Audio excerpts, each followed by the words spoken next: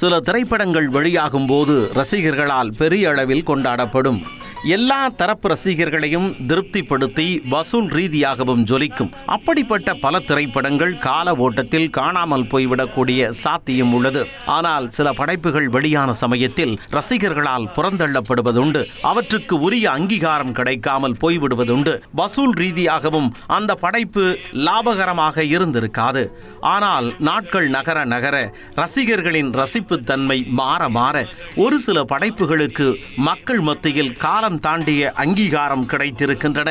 அந்த வரிசையில் படம் வெளியாகி பல ஆண்டுகளுக்கு பிறகும் கூட பாரதி ராஜாவின் கல்ட் சினிமாவாக கொண்டாடக்கூடிய படங்களில் ஒன்று என் உயிர் தோழன். பல வருடங்களுக்கு பிறகு பாரதி ராஜாவும் ரஜினிகாந்தும் இணைந்த கொடி பறக்குது திரைப்படம் ரசிகர்கள் மத்தியில் பெரிய தாக்கத்தை ஏற்படுத்தாமல் போகவே வழக்கம் போல புதுமுக நடிகர்களை அறிமுகப்படுத்தி தன் பாணியில் ஒரு திரைப்படத்தை இயக்க விரும்பினார் இயக்குனர் பாரதி ராஜா. கதாசிரியர்களிடம் இருந்து நல்ல கதையை வாங்கி அதனை செழுமையான திரைக்கதையாக மாற்றும் வல்லமை பெற்ற பாரதி ராஜா கதாசிரியர் கலைமணியிடம் தனது அடுத்த படத்திற்கு கதை எழுதி தருமாறு கேட்டார். வட சென்னை சார்ந்த எளிய மக்களின் வாழ்வியல் பற்றிய ஒரு கதையை ஏற்கனவே எழுதி வைத்திருந்த கதாசிரியர் கலைமணி அந்த கதையை சொல்ல பாரதி ராஜாவுக்கு அந்த கதை மிகவும் பிடித்திருந்தது.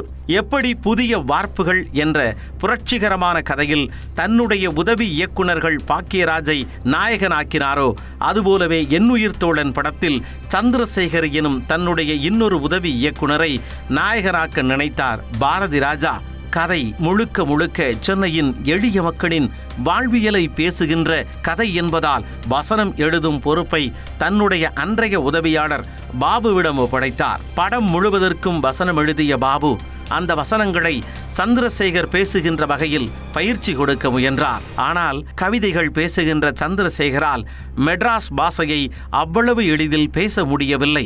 ஆனால் வசனங்களை எழுதிய பாபுவோ அச்சு அசலாக மெட்ராஸ் பாஷையில் பேசி நடித்து காட்டினார். அதை கூர்ந்து கவனித்த பாரதி ராஜா ஏன் பாபுவையே நாயகனாக்க கூடாது என நினைத்தார். அப்போது மெலிந்த தேகத்துடன் இருந்த பாபுவிடம் உடம்பை தேற்றச் சொல்லி பாரதி ராஜா அறிவுரை கூற சில மாதங்களுக்கு பிறகு என் உயிர் தோழன் கதையின் நாயகன் உதயமானார். முதலில் என் உயிர் தோழன் கதைக்கு வசனம் எழுதுவதற்காக மட்டுமே ஒப்பந்தமான பாபு தன்னுடைய அதீதமான ஆற்றலால் பாரதி ராஜாவின் நன்மதிப்பை பெற்று கதாநாயகன் அந்தஸ்திற்கு உயர்ந்தார். சில நடிகர்களுக்கு மட்டும் முதல் படம் பெரிய அடையாளத்தை பெற்றுக் கொடுக்கும். பராசக்தி சிவாஜி கணேசன், பருத்தி வீரன் கார்த்தி வரிசையில் என் உயிர் தோழன் பாபுவிற்கு மிக பெரியதொரு அடையாளத்தை வழங்கியது. அதுவரை வெளியான தமிழ் சினிமாவில் நடிகர்கள் மெட்ராஸ் பாஷையை ஒருவித செயற்கைத்தனங்களோடும் அதீத மிகைத்தனங்களோடும் பேசி வந்தனர். அப்படி பேசிய அத்தனை நடிகர்களின் மனதிலும் மெட்ராஸ் பாஷையை அப்படித்தான் பேசுவார்கள் என்ற எண்ணம் இருந்தது. அவற்றையெல்லாம் என் உயிர் தோழன் படத்தில் உடைத்தார் பாபு. சென்னையை பின்புலமாக கொண்ட அரசியல் பின்னணி உள்ள ஒரு குடும்பத்தில் பிறந்த பாபு வட சென்னை மக்களின் வாழ்வியலை மிக நுணுக்கமாக அறிந்தவர். அந்த வகையில் வடசென்னை மக்களின் மொழியை திறம்பட கையாளும் திறமை பாபுவிடம் நன்றாகவே இருந்தது. திரையில் பாபு பேசும் வசனங்களைக் கண்ட திரை விமர்சகர்களுக்கு பாபுவின் நடிப்பின் மீதும் மொழி ஆளுமையின் மீதும் பெரிய ஆச்சரியம் உருவானது. தருமன் கதாபாத்திரத்தில் பாபு கலக்கி இருந்தாலும் கூட படம் வெளியாகி மக்கள் மத்தியில் பிரபலமாக மறுத்தது. கிட்டத்தட்ட பாக்ஸ் ஆபீஸில் சுருண்டு கொண்டது என் உயிர் தோழன். படம் தோல்வியடைந்த போதிலும் பாபு புகழ் பெற ஆரம்பித்தார். படத்தை கூர்ந்து பார்த்து ரசித்த கமல்ஹாசன் அதன் பிறகு பாபுவிடம் ஒரு நீண்ட உரையாடலை நிகழ்த்தினார். அந்த அளவுக்கு பாபுவின் நடிப்பு திரைத்துறையில் மிகப்பெரிய தாக்கத்தை உண்டாக்கியது. என் உயிர் தோழன் படத்தின் மூலம் பாரதி ராஜா அறிமுகப்படுத்திய மற்றும் ஒரு புதுமுகம் படத்தின் நாயகி ரமா. ராதிகா, ரதி, ரேவதி, ராதா என ரா வரிசையில் அறிமுகமான ரமா சிட்டு எனும் கதாபாத்திரத்தில் உயிரோட்டமான நடிப்பை வெளிப்படுத்தினார். கிராமத்தில் கள்ளங்கபடமின்றி வளர்கின்ற ஒரு பெண் வஞ்சம் மிகுந்த ஒரு ஆணின் சூழ்ச்சிக்குள் எவ்வாறு விழுகிறார் என்பதை சிட்டு கதாபாத்திரத்தின் மூலம் ரசிகர்களுக்கு பாரதி ராஜா விளக்க ரமாவும் அந்த கதாபாத்திரத்திற்கு நன்றாகவே பொருந்தி போனார். நாடக நடிகராக நடித்த தென்னவனிடம் ஏமாந்து தந்தையாலும் கைவிடப்பட்டு பாபுவிடம் அடைக்கலமாகும் ரமா தன் காதலையும் விருப்பத்தையும் வசனங்கள் மூலம் பாபுவிடம் விளக்கும் காட்சி சற்றே கவித்துவமானது.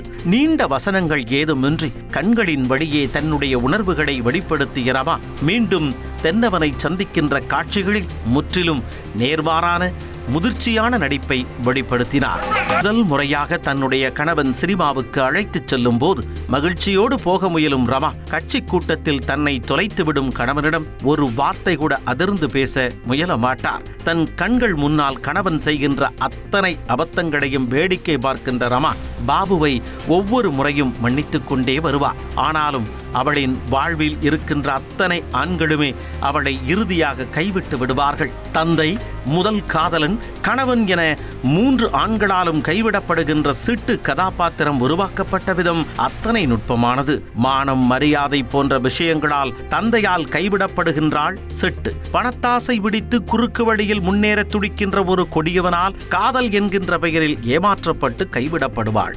இறுதியாக நம்பிக்கையாக கரம் பிடித்த கணவனின் அறியாமையால் முழுவதுமாக கைவிடப்படுகின்ற சிட்டு கதாபாத்திரம் இன்று வரையிலுமே பல சராசரி பெண்களின் பிரதியே. நாடக நடிகராக தன் வாழ்க்கையை தொடங்கி சிட்டுவிடம் காதல் மொழி பேசி அவளை ஏமாற்றி சினிமா, அரசியல் என அடுத்தடுத்து நகர்கின்ற துடிப்புமிக்க இளைஞன் கதாபாத்திரத்தில் அறிமுகமானார் தென்னவன். படத்தின் தொடக்கத்தில் தென்னவன் ரமா சார்ந்த காதல் காட்சிகள் அனைத்துமே கலகலப்பாக உருவாக்கப்பட்டிருக்கும். பணத்திற்காக நயவஞ்சகமாக காதல் மொழி பேசும் போதும் சரி, ஒரு தருணத்தில் ரமாவை பார்த்து குற்ற உணர்ச்சியுடன் மிரண்டு நிற்கின்ற பொழுதும் சரி, அற்புதமான நடிப்பை வெளிப்படுத்தினார் தென்னவன். காதலின் பெயரால் ஏமாற்றிவிட்டோமோ என்கின்ற எந்தவித குற்ற உணர்வும் இன்றி மீண்டும் ரமாவை சந்தித்து நயவஞ்சமாக பேசி தன் வழிக்கு கொண்டு வர முயல்வார் தென்னவன்.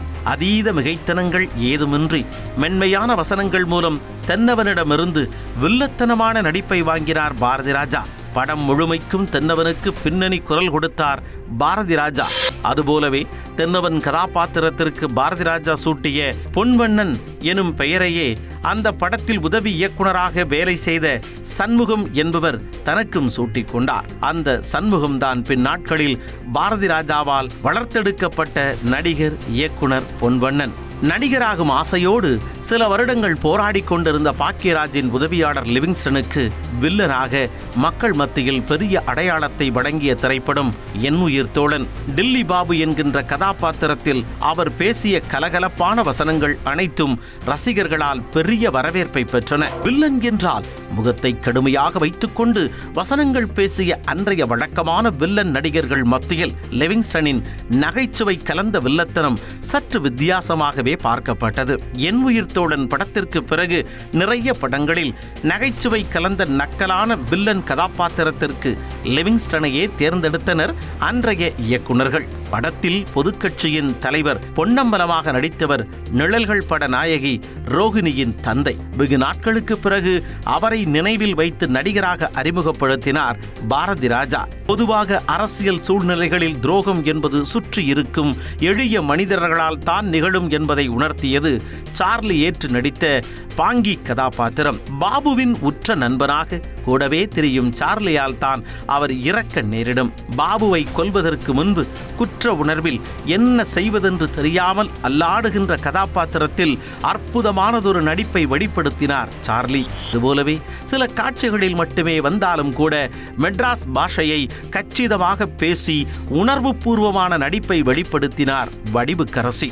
பாபுவுக்கு நடக்கின்ற கொலை முயற்சியில் தற்செயலாக சிக்கிக் கொள்கின்ற வடிவுக்கரசியின் இறப்பு பரிதாபமானது. ஆனால் தன் அக்காவை கொன்ற லிவிங்ஸ்டனிடமே கட்சிக்காக சகவாசம் வைத்துக் கொள்ளும் பாபுவின் அறியாமைதான் ஆபத்தானது. அந்த அறியாமைதான் இறுதியில் அவனையே விழுங்கிவிடும். இன்றைக்கும் என் உயிர் தோழன் படத்தை உயிர்ப்புடன் வைத்துக் கொண்டிருப்பவை இளையராஜாவின் பாடல்களும் பின்னணி இசையும் தான். ஹே ராசாத்தி மற்றும் குயிலுக்குப்பம் என்கின்ற 2 பாடல்களுமே என் உயிர் தோழன் படத்திற்கு கல்ட் அந்தஸ்து கிடைப்பதற்கு காரணமான பாடல்கள். கடலோர கவிதைகள் படத்திற்கு பிறகு பிரிந்த பாரதி ராஜா இளையராஜா கூட்டணி மீண்டும் இணைந்த திரைப்படம் என் உயிர் தோழன். அதன் தாக்கம் பாடல்களில் நன்றாகவே தெரிந்தது. கங்கை அமரன் வரிகளில் உருவான மற்றொரு பாடலான மச்சி மன்னாரு பாடலை ஒரு சில காரணங்களால் தவிர்த்து விட்டார் இயக்குனர் பாரதி ராஜா. படம் வெளியான போது பெரிய வரவேற்பை பெற்ற அந்த பாடல் பல வருடங்கள் கழித்து சமூக ஊடகங்களில் பிரபலமானது. என் உயிர் தோழன் படம் வெளியாகி சரியாக 24 ஆண்டுகளுக்கு பிறகு அதே கதை அம்சத்துடன் வெளியான மெட்ராஸ் திரைப்படம் பெரிய வெற்றியை பெற்றது. 2 படங்களுமே அரசியல் ஆதாயங்களுக்காக நடக்கின்ற படுகொலைகளை பற்றி பேசுகின்ற படங்கள் என்பதால் ரசிகர்கள் மெட்ராஸ் படத்தை என் உயிர் தோழனுடன் சுலபமாக பொருத்தி பார்த்து கொண்டனர். முக்கியமாக என் உயிர் தோழன் கதாபாத்திரத்தின் கதாநாயகி ரமாதான் மெட்ராஸ் படத்தில் கார்த்தியின் அம்மாவாக நடித்தார் என்பது கூடுதல் சுவாரஸ்யம். பின்னாட்களில் இன்றைய சூழ்நிலைக்கு ஏற்ற படத்தை 30 ஆண்டுகளுக்கு முன்பே எடுத்துவிட்டேன் என பூரித்தார் பாரதி ராஜா. அது உண்மையும் கூட. அரசியல் போன்ற இதர விஷயங்களை தாண்டி பார்க்க போனால் என் உயிர் தோழன் ஒரு வரலாற்று ஆவணம் என்றே கூறலாம். 80களின் இறுதிகளில் மெட்ராஸில் வாழ்ந்த அடித்தட்டு மக்களின் வாழ்க்கை முறையை வெளிச்சம் போட்டு காட்டியதற்காகவே இன்றளவும் என் உயிர் தோழன் என்றைக்கும் மறக்க இயலாத கல்ட் சினிமாவாக கொண்டாடப்படுகிறது.